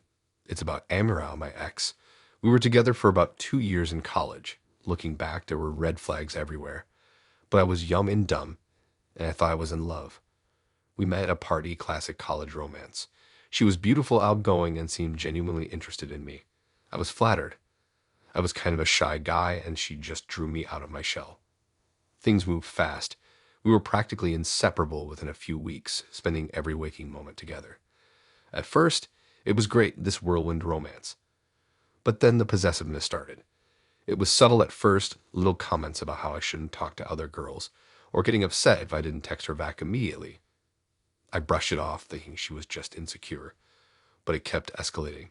She started going through my phone when I was in the shower, questioning me about every name she didn't recognize.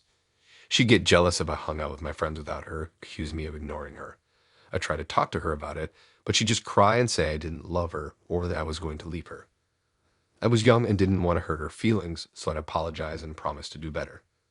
I know I was an idiot. The real turning point was when she started showing up unannounced. At my classes at my work, I was a tutor at the library, even at my parents' house when they came to visit. It was like she needed to constantly monitor me to make sure I wasn't doing anything she didn't approve of. I started feeling suffocated, trapped. One night, I finally snapped. We were at a party. I was talking to a female classmate about a project. Amira saw us and completely lost it. She started screaming at me in front of everyone, accusing me of flirting with her, calling me names. I was humiliated and furious. I told her I was done, that I couldn't do this anymore. I walked out of the party and didn't look back. I thought that was it. I thought I was finally free. I was so wrong. For the next few weeks, she bombarded me with calls and texts, begging me to take her back. I ignored them all, and then the gifts started showing up. At first, it was just little things like flowers or chocolates left on my doorstep. I threw them away. Then they got weirder. One day, I found a framed photo of me sleeping on my porch. I had no idea how she got it. It was creepy and unsettling. I started locking my doors and windows, feeling like I was being watched. Things escalated again. I started getting calls in the middle of the night to silence on the other end. Or heavy breathing. Then my car got vandalized. Someone slashed my tires and keyed the word liar into the side of it. I knew it was her, but I couldn't prove it. That's when I went to the police. I told them everything, but they said there wasn't much they could do without solid evidence. They told me to get a restraining order, which I did. I thought that would be the end of it. I was wrong. The restraining order only seemed to make things worse. It was like a challenge to her. She couldn't contact me directly, so she started finding other ways to get to me. She started harassing my friends and family, spreading rumors about me, trying to turn them against me. She even created fake social media accounts to stalk me online. But the worst thing happened a few weeks later. I came home from work one night, and my apartment door was unlocked. I cautiously went inside, my heart pounding in my chest. The apartment was a mess. Furniture was overturned, drawers were pulled out, and things were scattered everywhere. It looked like someone had ransacked the place. Then I saw it. Scrawled on my bedroom wall in bright red lipstick were the words, "If I can't have you, no one can." I ran out of the apartment and called the police. They came and took a report, but again, there wasn't much they could do. They dusted for fingerprints, but they didn't find anything. I didn't feel safe there anymore. I crashed on my friend's couch for a few days while I tried to figure out what to do. I even considered dropping out of school and moving back home. Then one morning, I got a call from the police. They had found Amira. She had broken into my apartment again and was hiding in my closet waiting for me. She was arrested and charged with stalking and violating the restraining order. I had to testify against her in court, which was one of the most difficult things I've ever done. She sat there staring at me, her eyes filled with a mix of anger and sadness. It was clear she still thought she was doing this out of love. She ended up getting a year in jail and a longer restraining order. I moved to a different apartment, changed my number, and tried to put the whole thing behind me. But it's not easy. Even now, years later, I still have trouble trusting people. I'm always looking over my shoulder, wondering if she's going to show up again. I know it sounds crazy, but that fear is always there, lurking in the back of my mind. That's why I've never told anyone this story before. It's too embarrassing, too scary. But maybe by finally sharing it, I can start to heal. Maybe.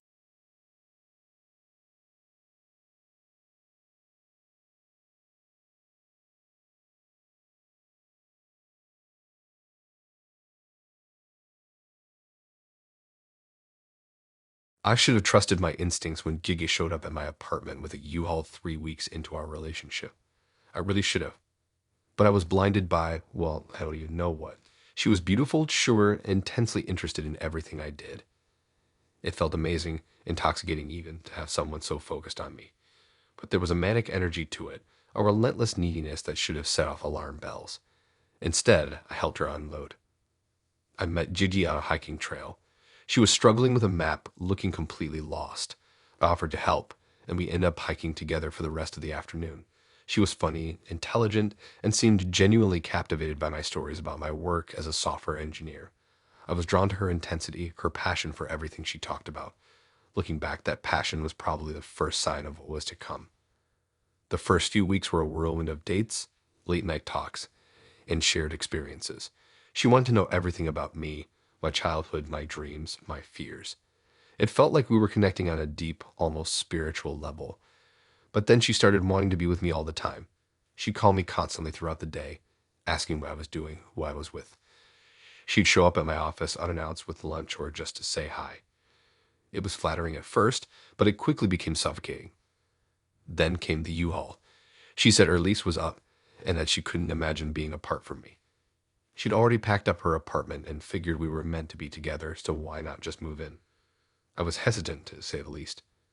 3 weeks is way too soon to move in with someone, especially someone you barely know, but she was so persuasive, so insistent that I caved. I told myself it would be okay, that we could make it work. I told myself I was lucky to have someone who loved me so much. That was the beginning of the end. Living with Gigi was like living with a hurricane. She was constantly cleaning, rearranging furniture, and throwing things away. My apartment, which had always been a comfortable, organized space, became a chaotic reflection of her own inner turmoil. She couldn't stand anything out of place, anything that didn't meet her impossibly high standards. And then there was the jealousy. It started subtly, with her questioning my female coworkers or getting upset if I talked about past relationships. But it escalated quickly. She started going through my phone, my email, my social media accounts. She accused me of cheating, of lying, of not loving her enough. No amount of reassurance could quell her suspicions. I tried to talk to her about it, to explain that her behavior was making me uncomfortable. But she would just cry and say that she was scared of losing me, that she loved me so much she couldn't bear the thought of being without me.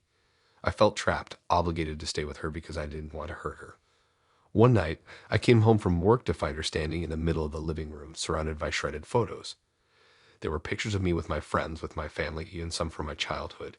She'd torn them all to pieces. "Who are these people?" she screamed. "Why do you need them? Don't I make you happy enough?" I finally snapped. I told her that I couldn't do this anymore, that I needed her to move out. Her eyes went cold, and she said, "You can't leave me. I won't let you." That night, I slept with a chair wedged against my bedroom door. The next few weeks were a living hell. Didi refused to leave, and her behavior became increasingly erratic. She'd follow me to work, wait outside my office, and bombard me with texts and calls. She started leaving me gifts, creepy handmade dolls with my hair glued to them, unsettling drawings of me with her, disturbing poems about our eternal love. I was terrified. I knew I had to get out, but I didn't know how. I was afraid of what she might do if I tried to leave. One day, I came home to find my apartment ransacked. Furniture was overturned, dishes were smashed, and the walls were covered in graffiti. She'd written things like, "You're mine forever. I'll never let you go, and you'll regret this." I called the police, finally admitting to them what was going on. They took Didi into custody and issued a restraining order.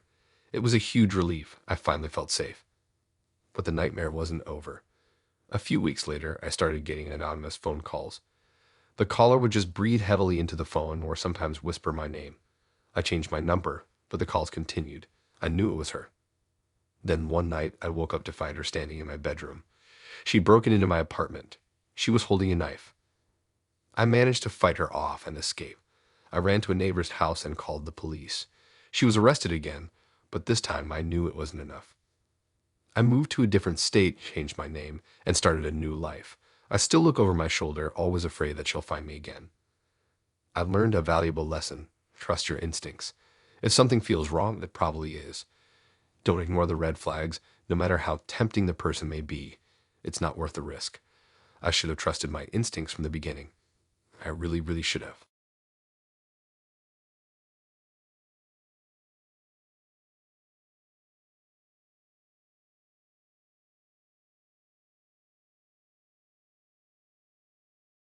Me, fresh out of a terrible breakup, convinced I needed a rebound to prove I was fine. I know, classic mistake, right? But I was hurting, and Mark seemed harmless. That was my first miscalculation. Mark was my ex's friend, sort of. They knew each other from a local gaming club. At first, it was great. Mark was attentive, funny, and seemed genuinely interested in getting to know me. He was a welcome distraction from the constant replay of my previous relationship's demise in my head. We went on a few dates, laughing, talking, the usual getting to know you stuff.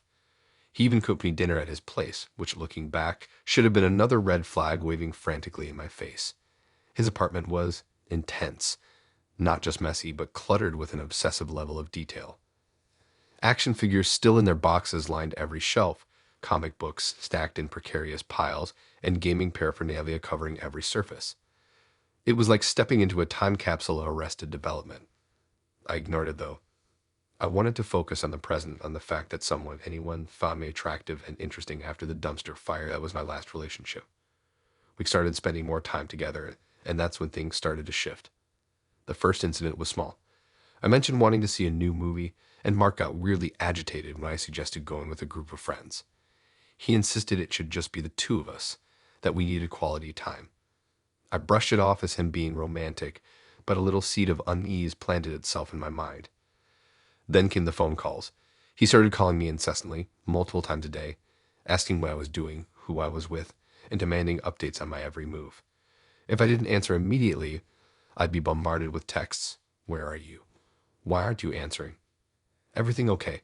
It felt suffocating, like he was trying to control my life. I tried to talk to him about it, to gently explain that I needed space, that I couldn't be available 24/7. He didn't take it well. He got defensive, accused me of pushing him away, of not caring about him. He'd tear up, his voice cracking, and I'd feel guilty, like I was the one being unreasonable. The guilt kept me from doing what I should have done, handing it then and there. Instead, I tried to compromise, to reassure him that I liked him, but that I just needed a little breathing room. It didn't work. The neediness escalated. He started showing up at my work unannounced, just to say hi, but the intensity in his eyes scared me. He'd linger, watching me interact with my coworkers, his jaw tight. I started avoiding him, making excuses to not see him, but he always found a way to insert himself back into my life. The turning point came one Saturday night. I was supposed to meet some friends for dinner, and I told Mark I was busy. He seemed to accept it, but then, as I was leaving my apartment, I saw him. He was sitting in his car across the street, watching my building. I froze, my blood turning to ice. He saw me, too, and a slow, unsettling smile spread across his face. I ducked back inside, locked the door, and called my friend, practically hyperventilating.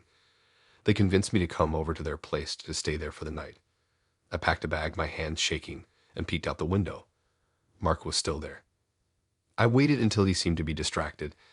Then I slipped out the back entrance of my building and ran to my friend's car. We sped away, but I kept looking back, convinced he was following us. That night, I didn't sleep. Every creak of the house, every passing car, sent shivers down my spine. I knew I couldn't go back to my apartment. The next day, I went to the police. They took my statement, but said there wasn't much they could do without concrete evidence of a threat. They advised me to get a restraining order, which I immediately started the process of obtaining.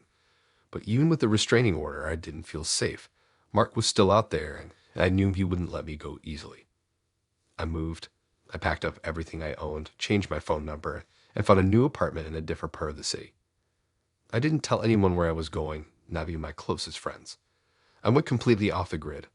For months, I lived in constant fear, jumping at every shadow, convinced that Mark was going to find me.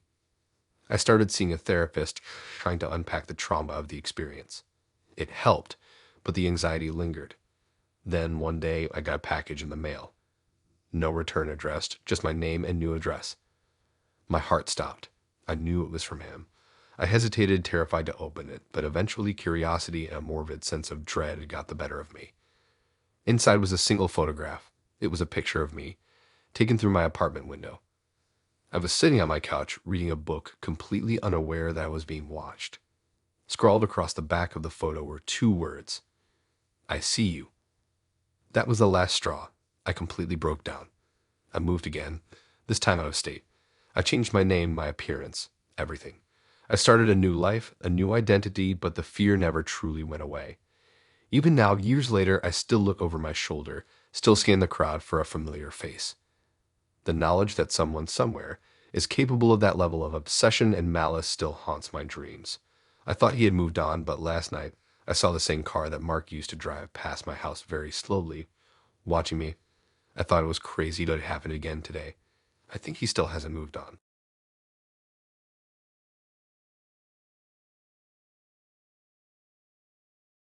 I had no idea my breakup with Lana would end up like this. I mean, who could have predicted that the woman I thought I loved would steal all my credit cards and try to max it out the same day we broke up? Honestly, I didn't even realize what had happened until it was way too late. The whole situation was bizarre, and looking back now, it almost feels unreal. But it's true, and it still messes with my head. We had been together for about a year. Things started off pretty normal, at least I thought they were. Lena was one of those people who could charm anyone, and I wasn't immune to it. She was funny, pretty, and always knew how to make me laugh. She made me feel like I was the only guy in the world. But slowly, things started to shift. Over time, she became clingy, like really clingy. She would text me all the time, call me every minute, and question where I was, even if I was just out with friends. It started to wear on me. I was a pretty independent guy, and I didn't like feeling like I couldn't breathe without her knowing what I was doing. I tried to talk to her about it, but she'd always turn it around and make me feel like I was the one who didn't care. The worst part, Lana had a temper. When things didn't go her way, she'd throw tantrums. And not the cute kind. I'm talking about full-on screaming matches, throwing things, and storming out of my apartment. At first, I tried to make excuses for her. She had a tough childhood. Her parents weren't great, whatever. But deep down, I knew I couldn't keep putting up with it. One night, I couldn't take it anymore. We had just had another one of those fights, and I was done. I told her it was over. I didn't want to be in a relationship where I was constantly walking on eggshells. I thought we could go our separate ways, part amicably. I thought it would be a simple breakup, just like any other. It wasn't. The moment I said those words, I think we should break up, her face changed. It was like a switch flipped in her. She went from crying to angry to something else. I didn't know what to expect, but I wasn't expecting what happened next. She ran out of my apartment, and I figured she just needed space. I didn't think much of it. But that night, my bank account started blowing up. Notifications kept popping up on my phone. $500 spent at Macy's. $200 spent at Best Buy. My heart sank when I saw it. I checked my other accounts, and it was the same story. Charges coming in left and right. Who the hell was doing this? That's when I realized. Lena. She had stolen my credit cards. I didn't even know how she got them, but somehow she had access to every card I owned. I immediately tried to call her, but she didn't pick up. I sent a few texts, but no reply. I started to panic. There were thousands of dollars worth of purchases piling up, and I had no idea how to stop it. I called my bank, but they told me the damage had already been done. My cards were maxed out, and by the time they were flagged as fraudulent, it was too late. I couldn't believe it. Lana had been on a shopping spree, buying clothes, electronics, and whatever else caught her eye. She was racking up bills in my name, and I was stuck with the mess. It wasn't just the money. It was the sheer audacity of what she'd done. I was sitting there trying to wrap my head around it, and I just kept thinking, how could she do this? I didn't sleep that night. I spent the next few hours canceling all my cards, reporting fraudulent activity, and dealing with the fallout. I called the police, but they told me there wasn't much they could do unless she used the cards in person or there was a clear record of theft. In the meantime, Lana was out there living it up on my dime, and I had no idea where she was or what she was buying next. A couple of days passed, and I thought I was starting to get a grip on things. But then I got a call from my credit card company. They had tracked down one of the purchases Lana had made at a store downtown, and guess what? She had used my ID to buy a bunch of stuff. They had a security camera footage of her, and it was all over her face. I couldn't believe it. There she was smiling in a store I had never been to, using my cards like it was no big deal. I gave the police all the information I had, including the footage. It didn't take long for them to track her down. Turns out she had been caught trying to buy even more things at a different store, and when the police confronted her, she didn't even try to deny it. She had no explanation, no remorse. She just admitted to everything and was arrested on the spot. To make matters worse, I later found out she had been doing this to other guys before me. She had a habit of dating men, stealing their credit card info, and going on shopping sprees. I had no idea, and it made me sick to think I had been one of her victims. It was a mess. The bank worked with me to reverse most of the charges, but the whole thing left a permanent mark. My credit took a huge hit, and I had to deal with the stress of it all for months. As for Lana, well, she was sentenced to jail time for the thefts. I didn't feel bad for her. I felt angry. I had trusted her, and she completely destroyed that trust in the worst way possible. I haven't heard from her since.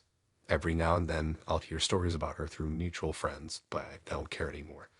She's in jail where she belongs, and I've moved on with my life. But the whole experience still haunts me. It's crazy how someone you trust can completely flip and turn into a person you barely recognize. I never expected to be taken advantage of like that, especially by someone I thought I loved. If there's one thing I've learned, it's to trust your instincts and always be careful about who you let into your life. People can hide their true colors for a long time, but eventually it all comes to light. I'm just glad she got caught, and I'll never make the mistake of trusting someone like that again.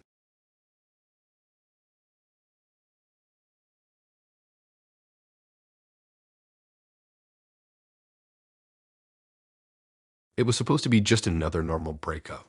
You know, the kind, awkward but civil, two people realizing they're not right for each other. Maybe a little emotional, but nothing that should have made me lose my mind. What I didn't expect was for the story to turn into a horror show, well, I couldn't wake up from. If you've ever been betrayed in a way that just makes you question everything you thought you knew, you'll get what I mean. And trust me, when I found out what Liz had done, it felt like my entire world just imploded. Liz and I had been together for almost a year. It wasn't perfect, but nothing ever is. She was beautiful, outgoing, and had this charm that made everyone love her. My friends, my family, they all thought she was great. I was proud of her. But then the cracks started showing. She became distant, texting a lot, always on her phone, and I noticed she'd get defensive when I asked about her day. At first, I chalked it up to stress, maybe work issues, or just the normal ups and downs of a relationship. But I couldn't shake this gut feeling that something was off. It wasn't until one night, a couple of weeks after we'd started drifting apart, that I got the confirmation I wasn't ready for. I came home early from a night out with friends, thinking I'd surprise her. I was eager to work through the tension between us, but as I walked through the door, I heard muffled sounds coming from the living room. I thought maybe she was watching TV or talking to a friend. But then I saw it. There they were, sitting too close together on the couch, Liza and my dad.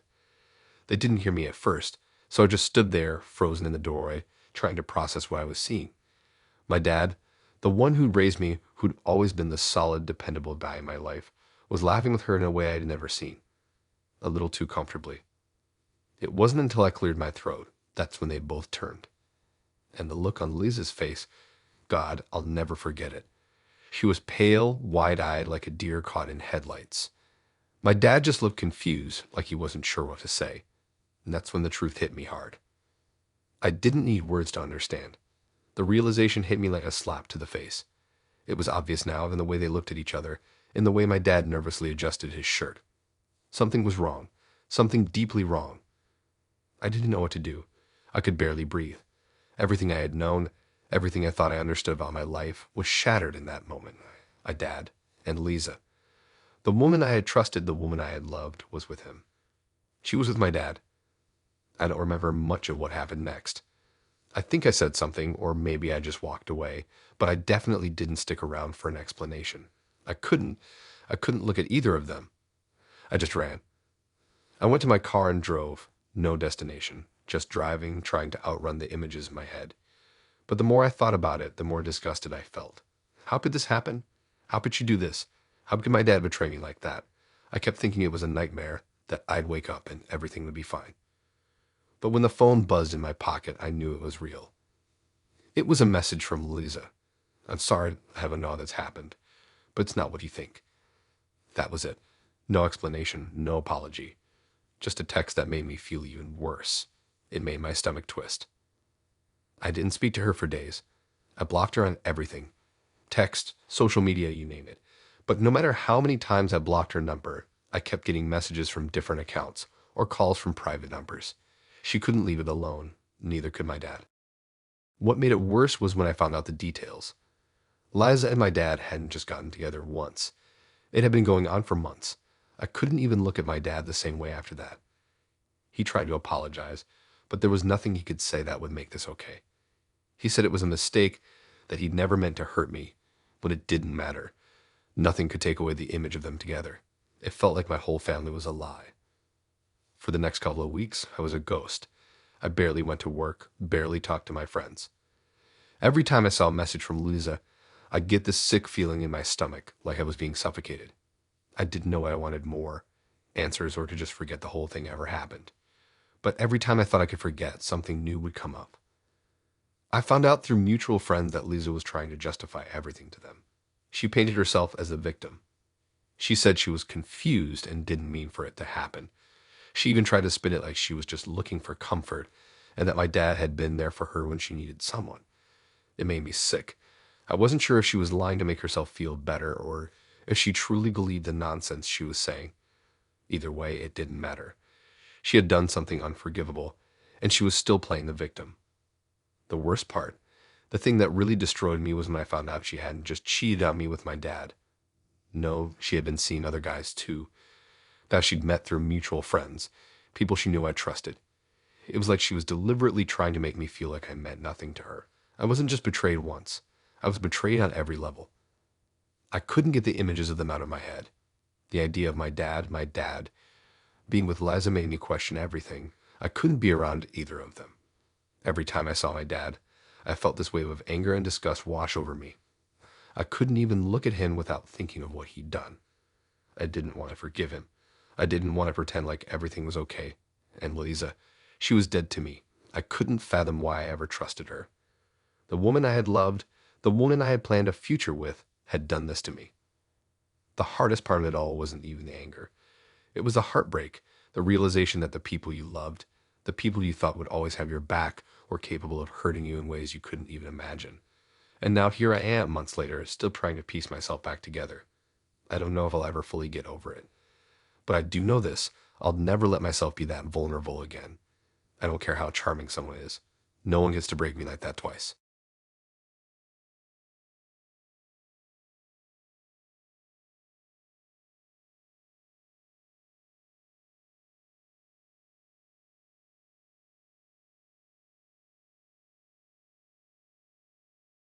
I didn't see it coming.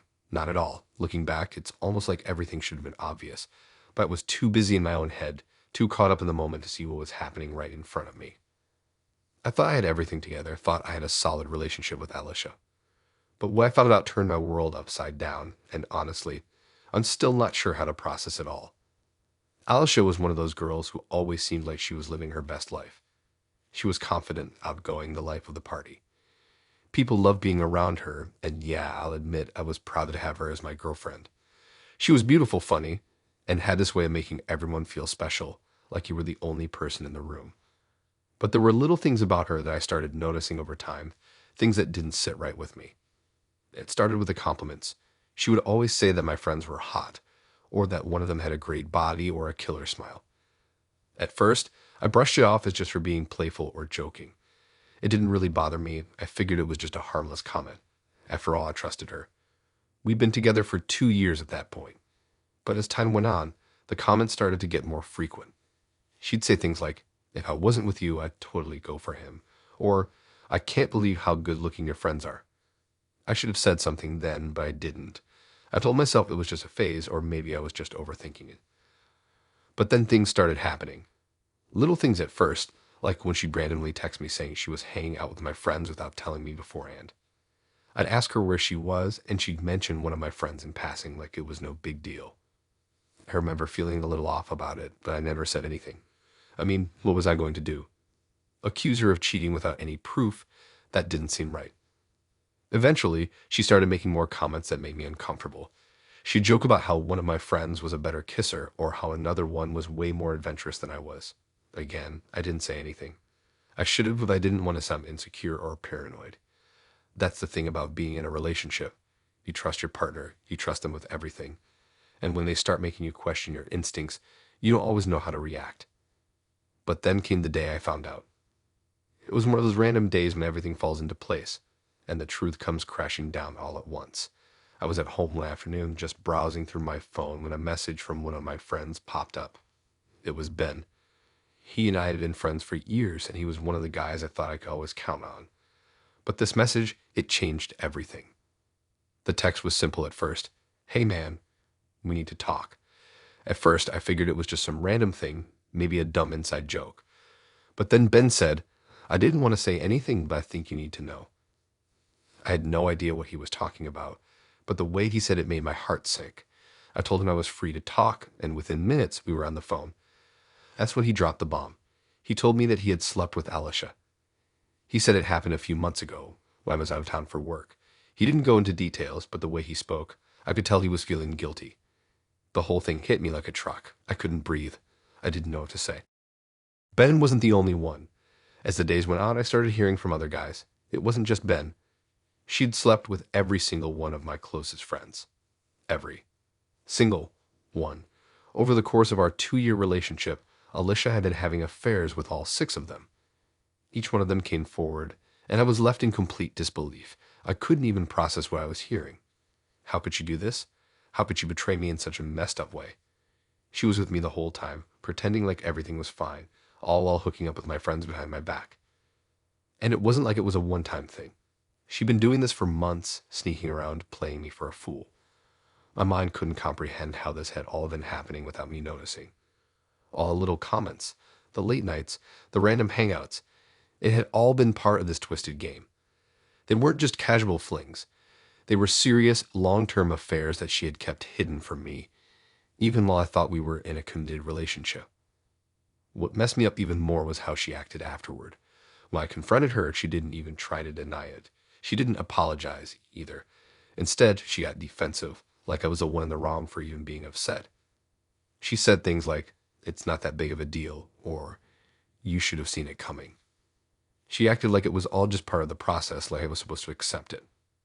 The worst part, she didn't even seem to care that I was hurt. It was like she had no empathy for what she had done to me or our relationship.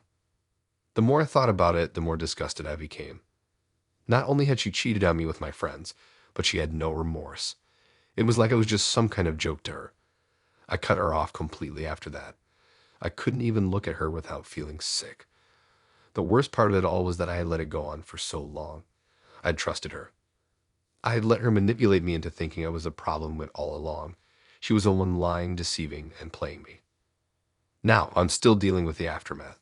I don't talk to my friends anymore. How could I? I can't look at them the same way. And as for Alicia, I can't even imagine what would make her act the way she did. It's like she wasn't even a real person, just a character in a twisted drama she had created. And I was the last one to find out. I'm not sure what hurts more, the fact that she betrayed me, or the fact that I let it happen for so long.